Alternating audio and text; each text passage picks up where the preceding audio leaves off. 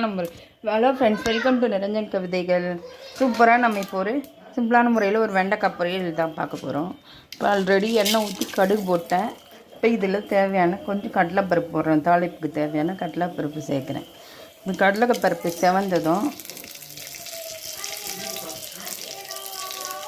இந்த வெண்டைக்காய் பொரியல் வந்து ரொம்ப குழகுழப்பு தன்மை இல்லாமல் சூப்பராக இருக்கும்.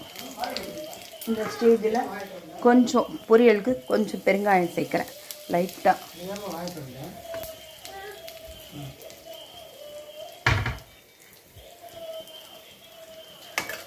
இந்த ஸ்டேஜில்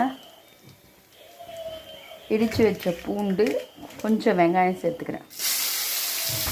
கொஞ்சம் தான் வெங்காயம் சேர்க்குறேன், ஏன்னா என் பையனுக்கு ஒத்துக்காது. நான் ஏற்கனவே சொல்லியிருக்கேன், என் பையன் வெங்காயம் சாப்பிட மாட்டார். அவருக்காக வெங்காயம் கொஞ்சமாக தான் சேர்க்குறேன். இதில் வெங்காயம் வதங்கட்டும். கடலைப்பருப்பு நம்ம வதங்கிடுச்சு, வெங்காயம் வதங்கட்டும்.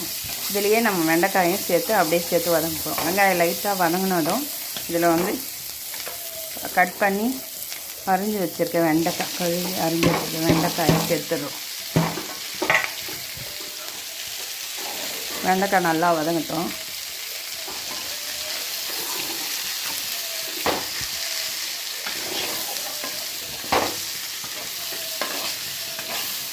இப்போ ஒரு தொலைவு விட்டு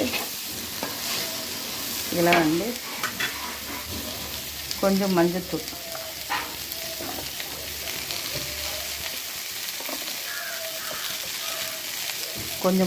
சேர்க்குறேன்.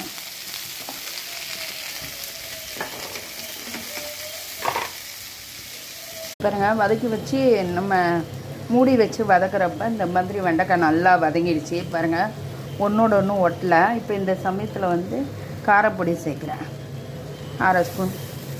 இது பாருங்கள், வெண்டைக்காய் ஒன்றோட ஒன்று ஒட்டலை, குழையில, சூப்பரான நம்ம வெண்டைக்காய். தண்ணி சேர்க்கலை இதில், மெயினாக தண்ணி சேர்க்கலை, அதுதான் உண்மை. தண்ணி ஒரு துளி கூட சேர்க்கலை. இங்கே பாருங்கள், சூப்பராக நம்ம வெண்டைக்காய் க்ரீன் கலரில் வெந்து வந்திருக்கு பாருங்கள்.